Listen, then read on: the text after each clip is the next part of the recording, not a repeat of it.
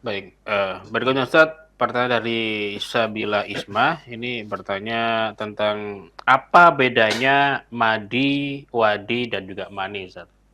Perbedaan madhi, mani dan juga wadi ya. Ini pertama yang jelas kalau mani itu adalah cairan yang putih yang keluarnya itu biasanya setelah syahwat memuncak alias dalam posisi klimaks yang bisa dikatakan dengan orgasme ya. Dan ini dengan salah satu daripada tiga ciri. Pertama, keluarnya itu dibarengi dengan rasa kenikmatan. Jadi kalau mengeluarkan mani itu nikmat. Itu. Yang kedua, bisa karena dengan sifat tersendat-sendat. Ini cukup salah satu aja. Kalau pas mengeluarkan kok kerasa nikmat, menunjukkan itu mani. Pasti sudah. Atau nggak ada perasaan nikmat, tapi keluarnya tersendat-sendat, maka itu dipastikan juga mani. Atau mungkin ini tidak ada dua-duanya. Dari sisi bau. Kalau baunya itu saat basah, seperti bau adonan tepung. Ya, adonan gandum, adonan daripada tepung. Tapi kalau saat kering, baunya amis seperti putih telur. Ya, baunya amis seperti putih telur. Kalau ada salah satu dari tiga ini, dipastikan itu adalah mani. Dan hukumnya mani itu suci, bukan najis, suci, ya, sehingga nggak perlu untuk dibasuh. Kalau murni itu mani, nggak perlu dibasuh.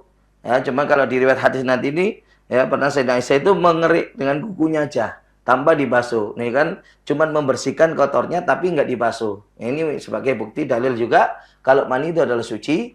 Kemudian mewajibkan mandi.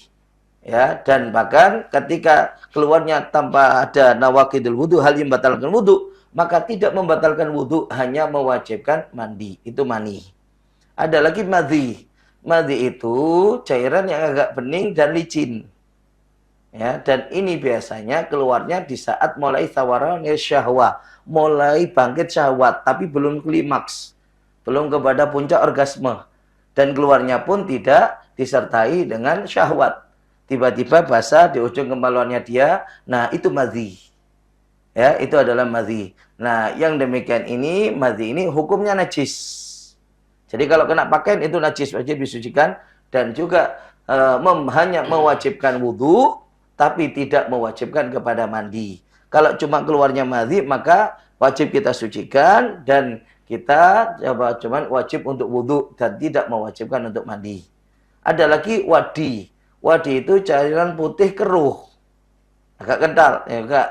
Cuma keluarnya itu bukan didasari dari syahwat, yang biasanya adalah keluar setelah kencing. Di akhir dari kencing kemudian ada keluar.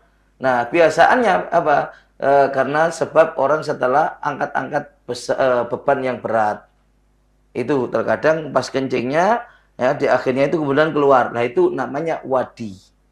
Dan wadi ini sama seperti madhi, hukumnya adalah najis, membatalkan wudhu dalam artian mewajibkan dia untuk wudhu, tapi tidak mewajibkan kepada mandi, ya, tidak mewajibkan kepada mandi. Itu tiga perbedaan, ya, perbedaan di antara mani, madhi dan juga wadi. Nah.